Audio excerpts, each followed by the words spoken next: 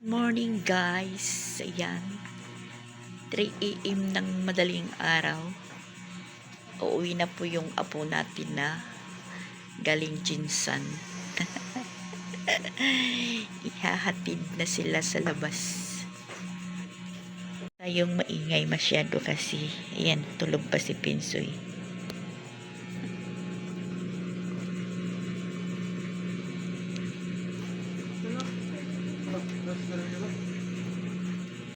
Hindi mag-ingay kasi baka si Pinsoy magising.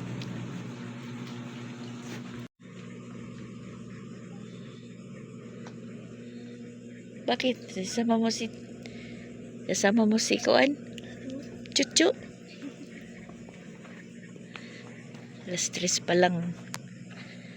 Hanggang dito lang tayo magatid sa labas, hindi tayo pwedeng makasama doon dahil medyo malayo yung airport.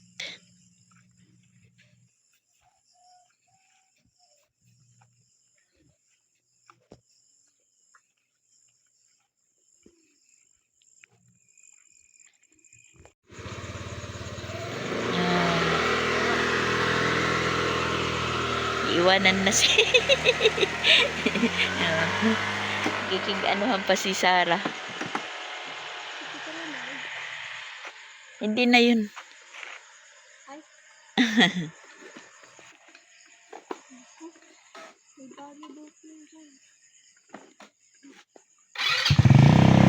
Bye bye.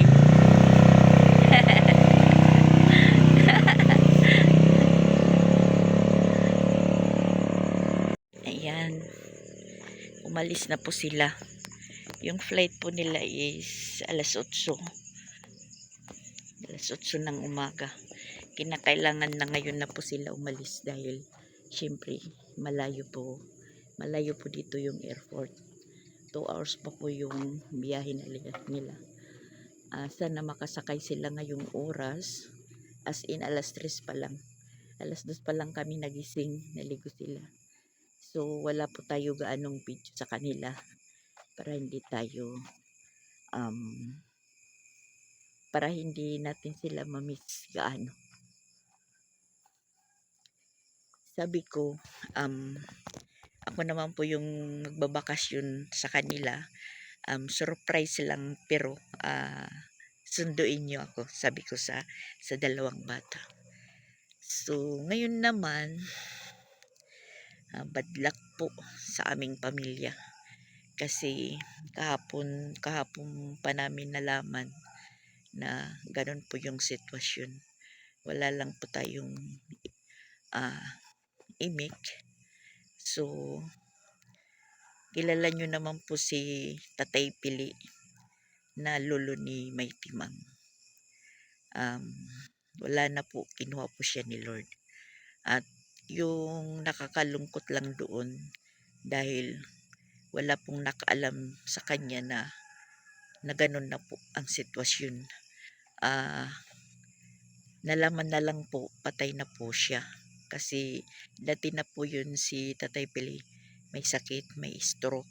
Tapos sa pagkakaalam ko, uuwi yung anak niya, si Gina na galing Korea. Bali, surprise po.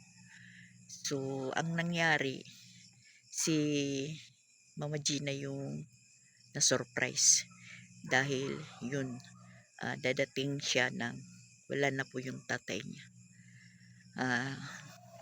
Wala lang po tayong update ngayon. Siyempre, naguguluhan pa. Pero yun, kahapon pa namin nalaman na si Tatay Pili is wala na. Yun nga, nakakalungkot lang. Parang na malayan na lang na wala mo na po si Tatay Pili. Nandun po siya sa sa kanilang bakuran, patay na at saka wala na, matigas na po siya dahil sabi ng yung nag-rescue, tumawag sila ng rescue Yun, matigas na si Tatay Pili. Nasa 3 hours na po. 3 hours na po yung naka naka ano, halos 3 hours na po yung hindi ko ma explain. 3 hours na po yung nakakaraan, or 3 hours na po yung nakadaan na oras bago po namalayan si Tatay Pili na napatay na. At saka medyo naulanan pa yung bangkay po ni Tatay Pili. So yun, parang walang nakaalam sa kanila doon dahil yung bahay ni Tatay Pili is nasa likod pa sa amin. Tapos timing po na pinapader na po doon yung banda, madalang na lang po yung dumadaan. Tapos kasanayan na lang po na si Tatay Pili yung lumalabas, pumupunta ng bahay ng may bahay doon sa amin. Kila Mama Inday, sabi nga ni Mama Geneva, maanuhan daw niya dahil siya po yung customer ni Tatay Pili ng snowber. Kahit magang-maga pa daw, nanggigising dahil bibili siya ng snowber.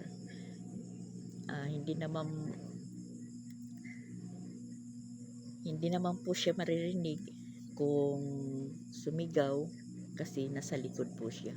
At saka sa time na yun siguro mga busy yung mga tao, at yun nga, sabi ko wala pong makakarinig, walang makakaalam. Hindi ko lang alam po kung sino ang unang nakakita kay Tatay Pili na ganun na po yung sitwasyon. Parang namatay si Tatay Pili na walang nakakaalam, at saka na parang naging kawawa po siya. Tas timing din po yun, sinundan lang po ako ng video, didinig ko lang po yung usap-usapan nila.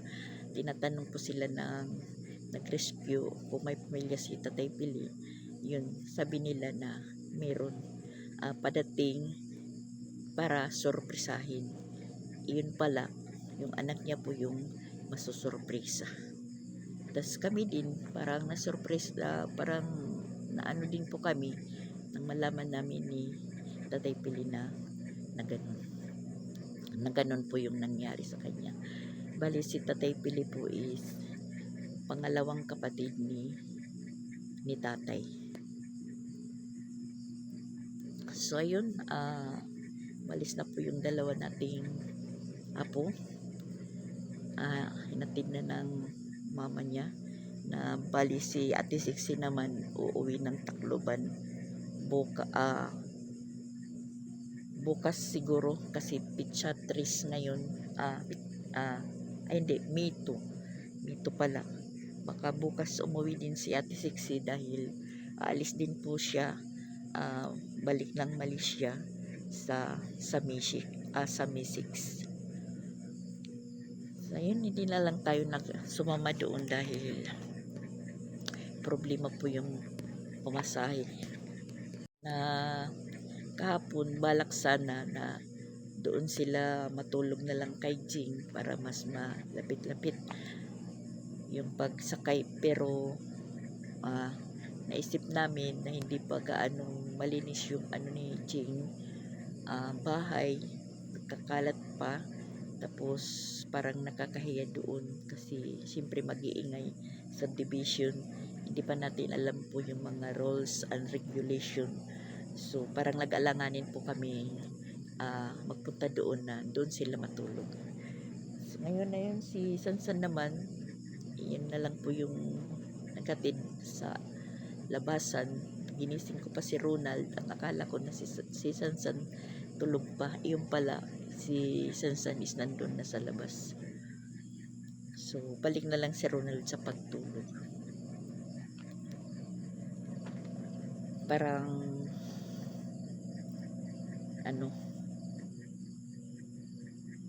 kaya pala kahapon nag-live si Jing, parang naputol yung pag-live niya, na parang hindi makapagsalita.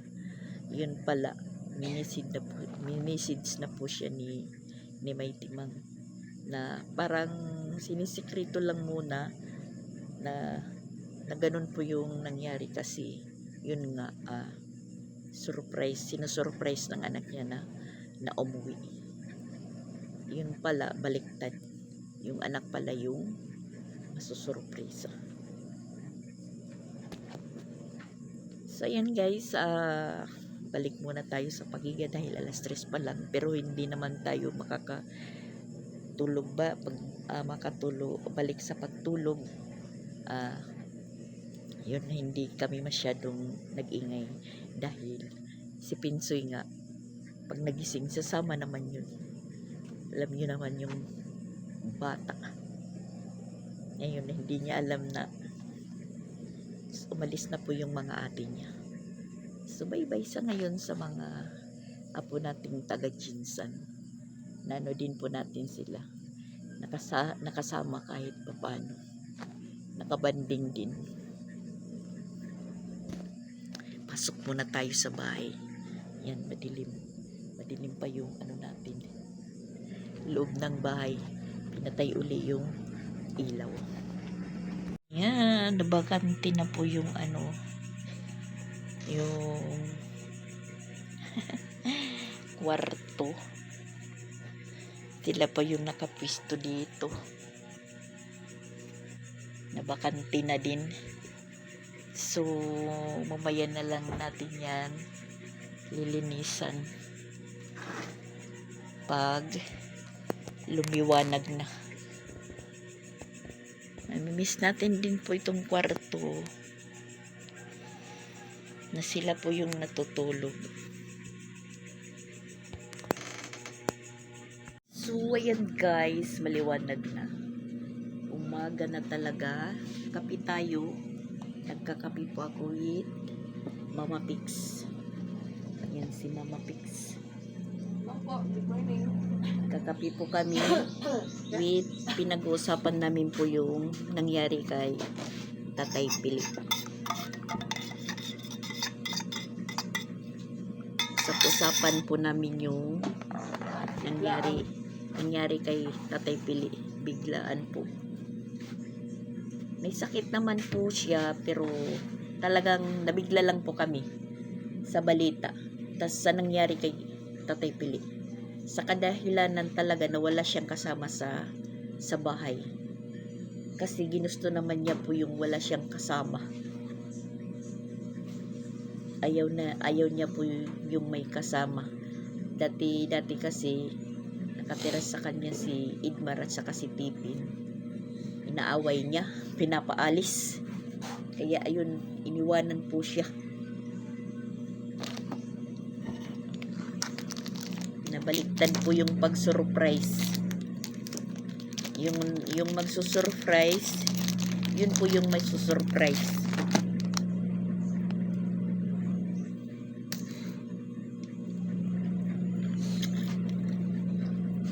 At saka nandun na po pala sila Ate Sixi sa airport. Alas 7:03 na. Siguro naka-check-in na yung dalawa, yung mga bata. Basta yung flight alas 8. Sana walang aberya. Kasi pag ganyan, nagpapa-book na, kakaroon ng aberya. Nadidelay yung flight.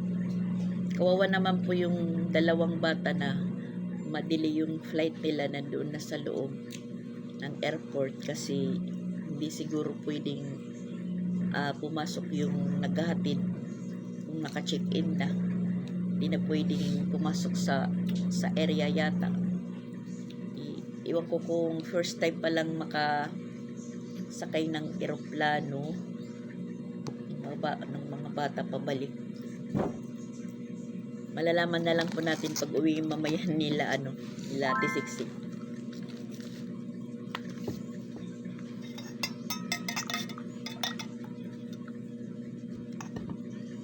Si Pinsoy gising na pero naglalaptop.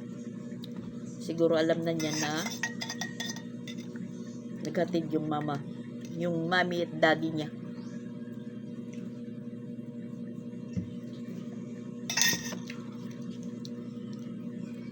Hindi na tayo nakatulog, nahigalak. Nangangawit na yung mata natin sa iidlip, sa kapipikit. Kaya bangon tayo, alas 7 na. Mainit na po yung panahon. Siguro si Tatay Pili, guys, parang na heat stroke siya. Kasi doon sa video, hindi namin alam kung paalis siya kasi parang nakasapatos. Parang nakasapatos, tapos naka-short ng maong, nakatihaya po siya, tapos yung short niya hindi nasara ng zipper, medyo malapit na sa gip nila paglabas. Siguro iihi siya na, kasi yung kalakad ni Tatay Pili parang ganun, parang nagsusudsud na yun kasi yung mga paa niya namamaga yung parang manas yung paa ni Tatay Pili. Tas yung lakad niya parang nagsusudsud sa katandaan. Tas medyo malaki yung katawan ni Tatay Pili. Hindi naman natin masasabi wala siyang exercise dahil may pananim siya. Nagbabike pa na siya. Sabi ni Mama Pix, nagbabike pa raw. Pero mahina na talaga.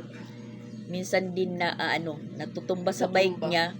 Mahirap makatayo kasi sa laki ng katawan.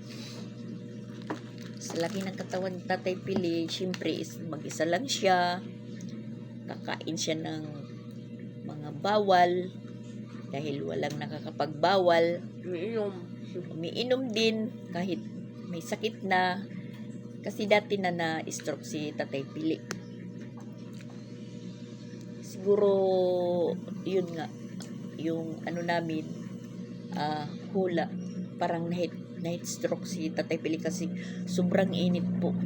Tapos yun, pag-ihi niya, siguro pagkatumba parang iwan na, pambagok siguro, hindi na nakakilos dahil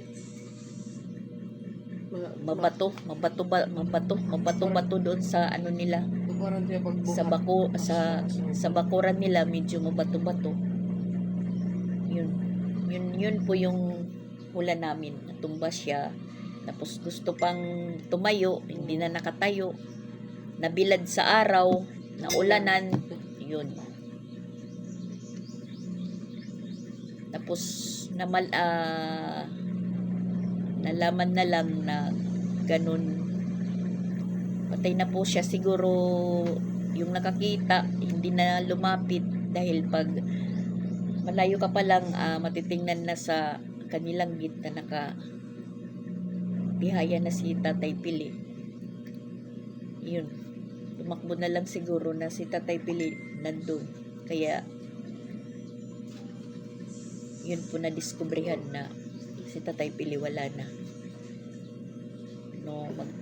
Nang tumawag sila ng rescue, takro, hinawakan, matigas, as in matigas na talaga. Sabi mga 3 hours na daw yung nakakaraan. Hapon na namalayan or nakita si Tatay Pili na ganun po yung sitwasyon niya. Basa na, maputik na po yung banda rito, braso. At buti pa sa Tacloban, panay po yung ulan. Dito sa Cebu, hay nako, hindi inuulan. Malaki na po yung babayaran natin kay Madam Rose sa sunod na buwan.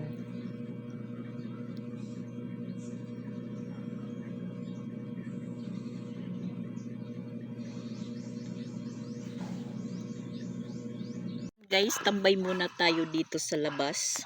Tapos snack po tayo dahil alas 10 na. Tapos na po silang kumain, yung mga bata. So medyo tahimik yung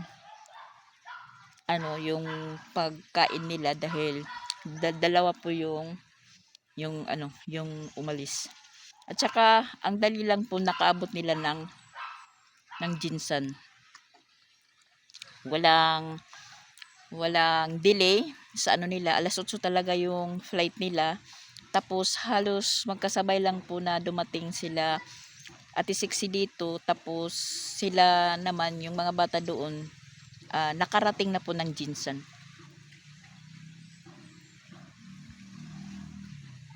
Mas mahirap pa yung pagpunta sa sa Binaleo Cold Spring kaysa pag-uwi nila.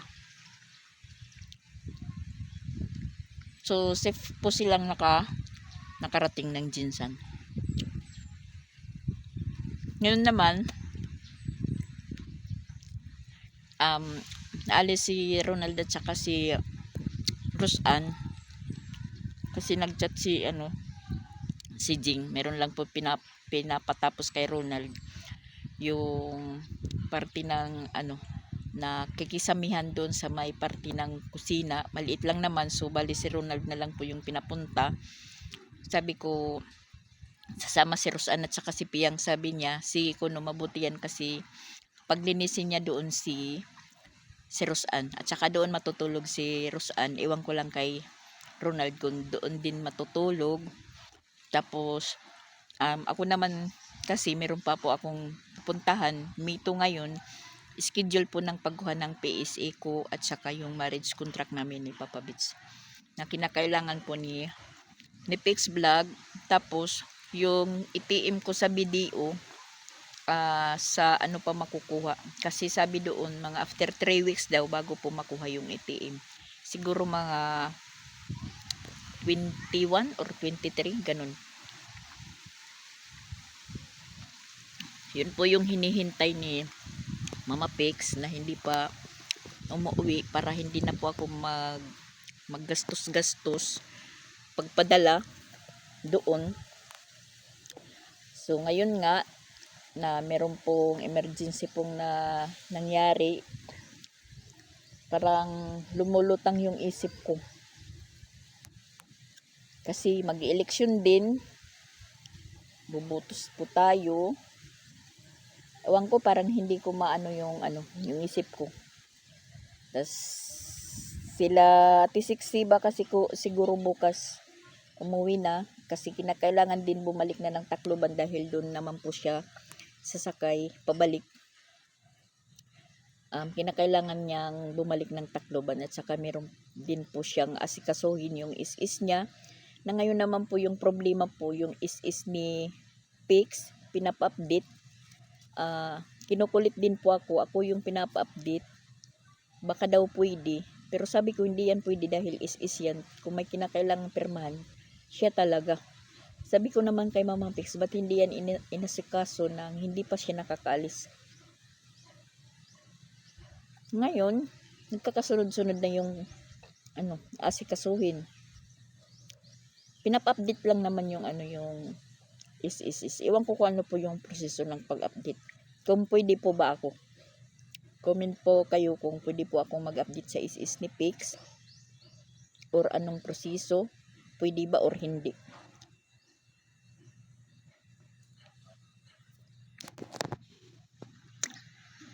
Na okay na po yung itim sa pag-open account natin. Tapos ngayon, titingnan pa natin kung meron din po tayong PSA. Kasi may kalumaan na din po tayo na tao na sa pagkakalam ko wala akong live birth ganun or PSA or NSO. So pero pag ko sa masa yung try ko lang ba kung meron po akong record. Meron naman po. Ewan ko lang sa PSA. Kung meron, malalaman po natin ngayon yung resulta. Ano po yung isipan natin, hindi ko alam kung ano po yung gagawin, kung ano yung gagawin. Ayan, maliwalas po yung paligid namin dahil wala po kaming mga hinangir-hangir dahil hindi po ako naglaba ngayong araw at hindi rin naglaba si Mama Pix dahil siyempre ako yung hinihintay niya dahil pagkatapos kong paglaba siya naman susunod. makikisa lang din. Kunti lang naman po yung labahan natin ngayon at hindi pa naligo yung mga bata kasi sabi ko tag-isang liguan lang tayo ngayon dahil yung tubig natin hindi source natin. Yun nga, sabi ko nga, naiinggit ako doon sa Tacloban dahil palagi umuulan. Ngayong araw umuulan, medyo may bumabahan na nga na barangay. Dito talaga sa Cebu, iwan ko na lang. Tingnan nyo naman, oh. Napakainit. Galing ba saan si Chrislyn? Parang nakita kong galing dito na tumakbo. Andun pumasok. Medyo tahimik yung bahay namin ngayon. Si Sansan tulog pa. Dahil napuyat yun. Alas 2 pa lang nagising din. Tapos pagka alas 3, hinatid niya sila, yung pinsan niya doon. Medyo mamimiss din ni Sansan yung yung pinsan niya, si Sarah at saka si Jasmine. Kasi si Sarah at saka si Sansan, sila po yung magkaharutan. Si Jasmine naman at saka si Angel, sila din yung magkaharutan dahil sila po yung magkababata, tas sila yung magkasing edad. Pareho yung nila buwan. Nauna lang si Jasmine ng araw kasi September 7, tapos si si Angel September 15. Tas hindi na nagkita si Sarat saka si Angel ngayon na umuwi kasi si Angel nandun po sa kuya niya, hindi pa bumalik. Na pagkaalam ko din ngayong araw po uuwi si Angel dito. So wala na, hindi na niya makikita si Jasmine na pagdating niya nandun na sa Jinsan. Ang bilis lang talaga, guys. Umabot kagad halos magkasabay silang dumating dito. Si Ate Siksi kararating lang, tapos sila Jasmine naman nandun na sa Jinsan. Okay naman kasi yung nagsusundo sa kanila nandun na sa airport. So nandun na sa kanila, parang lang. Sabi ko nga mas mahirap pa yung pagpunta sa sa Binaliw Spring, yung pinaliguan namin. Kasi biyahe ka pa mainit, tapos magpupunta ka pa sa looban, medyo mabato.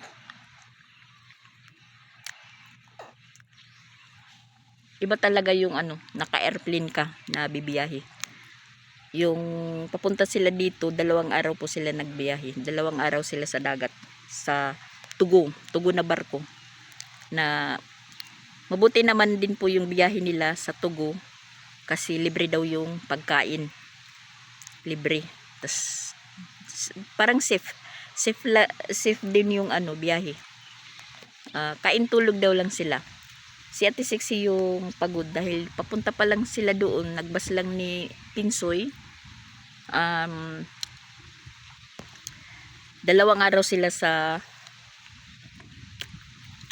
biyahe bago makarating ng Jinsan. Yun nga, sabi ko kay Jasmine, Sarah, sige, pag-iipunan ko yan, susurprisein din ko kayo, papasyal ako naman yung papasyal sa inyo, susurprise ko kayo, pero yun nga, sabi ko sunduin nyo ako dahil hindi ko alam papunta doon. Tumawa sila. Ngayon na mayroon na tayong idea na makapunta doon, so paghahandaan natin yan. Lalayas tayo, guys, lalayas. Sila nanguha pala ng tambis. Nanguha sila doon sa sa atog dadalagan. Nag-harvest po sila doon sa nila. Sino makita? Inog na ito. Tambis, tamarindo. Ang laki ng sampalok. Hinog na ito. Ngayon ito ko. Kada tatay bin? Oh, itong hagyan dili ba? Igad to. Nilugan ni Kuan? Ni Bun? Maray pa ka bata dala nila. Ito man nila.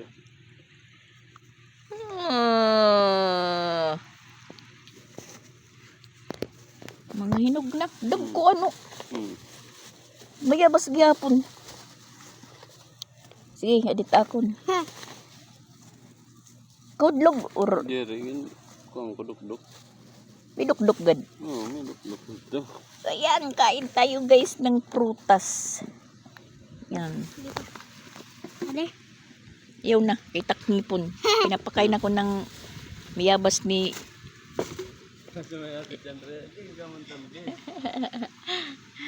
ni Sia. Yan, wheat. Oh, puno na? Oh. Yan, puno na yung ano. Kasi nagpaagas tayo, puno na yung yan. Tapos, papatayin na doon ni Christian. Aray! Matutumba yung silpon. Yan, hinog na po yung sampalok.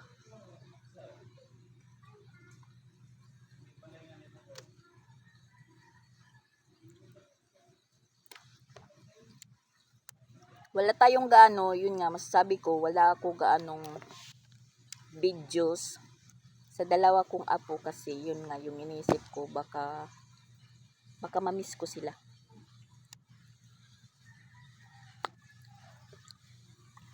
Malambing sila na mga apo, malambing. At siyempre, may mga isip na hindi sila pasaway.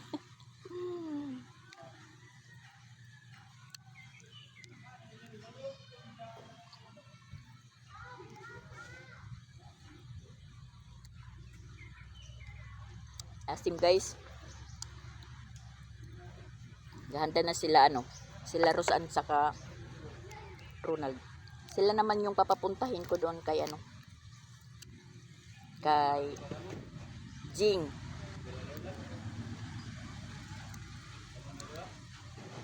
Kasi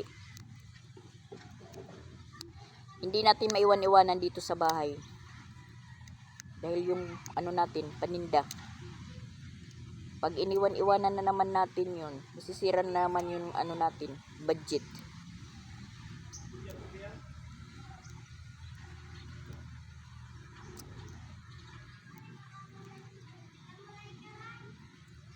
Yun, masarap at masaya sa pakiramdam po na nakasama din natin kahit ilang araw lang po yung matawag. Yun, tumawag si Jing. Tinatanong kung papunta na po sila doon, sila Rosan at saka si Ronald. Yun, sumama si Ate Sixie at saka si Pinsoy dahil hindi pa sila nakapunta doon. Si Ate Sixie at saka si Pinsoy masyal muna. Sabi ni Jing, sige, punta kayo dito dahil papatulong siya doon. Dahil makalat pa doon sa sa taas. Tapos gusto naman pong sumama si Mama Pix at saka syempre hindi naman magpapaiwan yung dalawa. So baka humabol na lang. Sabi ni Jing, huwag kayong dumami dito or bawal pa yung magingay. Yun nga, sabi ko nga na sana doon matutulog sila Ate Sixty kagabi para malapit na lang po yung pagsakay sa syudad. Yun din po yung iniisip namin, yung maingay. Kasi yun nga, bago pa lang doon si Jing, baka sabihin ng nakatira doon na marami pala yung bagong lipat dyan. Marami pala sila. Hindi pwede yung masyadong maingay doon. Alam nyo naman dito sa bahay, maingay yung mga bata. So parang nagaano lang si Jing. Kung baga sa ayaw niyang mabash na maingay. Paano yung mga bata pag umalis? Hindi, dito sa amin, hindi talaga pwedeng ikaw lang yung umalis kasi, di ba ako umalis, kasama ko si Mama Pix. Yun, lahat-lahat na sumasama. Hindi pa pwedeng isa ka lang na umaalis talaga. Kailangan kasama, sabay-sabay. Yung inaano naman namin po yung pamasahe, syempre yung mga bata may mga pamasahe na. Yung hindi pagpapasama, save na din po dahil wala naman po silang magagawa doon. mamamasyal. Pagpunta doon, wala naman po silang magagawa. Papasaway pa din. Okay lang kung makakatulong po sa gawain. Yun po yung inaano namin. Kaya sabi ko kayo lang muna yung magpunta doon. Relax ko muna ngayon. Pag wala na kayo, ako naman ang magpupunta-punta doon kay Jing. Ngayon, nandito kayo. Gusto nyo magpunta doon, sige, puntahan nyo na habang marami pang ligpiting. Yung nauna si Ronald at saka si Rosan, tapos si Ate Sixi. Si Mama Pix, iwan ko kung humabol sila kasi nakapunta naman doon si Mama Pix. Yung maglipat po si Jing, kami naman po yung nagligpit ng mga gamit ni Jing. So alam niya niyang papunta doon. Yun nga, kasi pasapasahi, sakay ka ng bus, pag doon, pagbaba sakay ka ng tricycad, pa yung pamasahe doon, 60 sa tatlo dahil tag 20.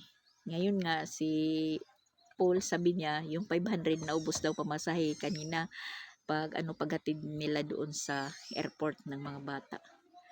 Naubos yung 500 niya sa pasapasahe papunta doon, pabalik.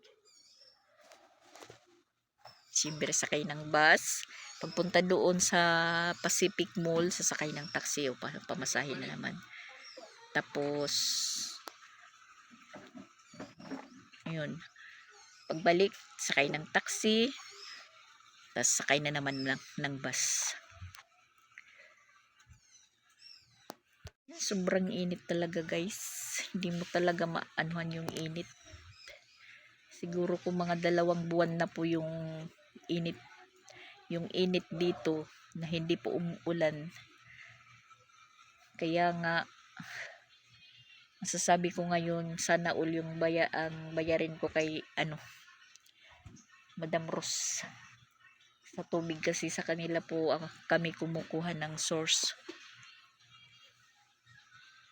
Iwan ko kung magkano ngayon yung namin damage. Madali maubos yung isang drum na tubig sa amin, madali. Kaya nga yan, mayroon po tayo ditong inipon na tubig. So linilipat ko naman yung laman sa drum dahil Biyernes ngayon, magdi-deliver po yung mineral.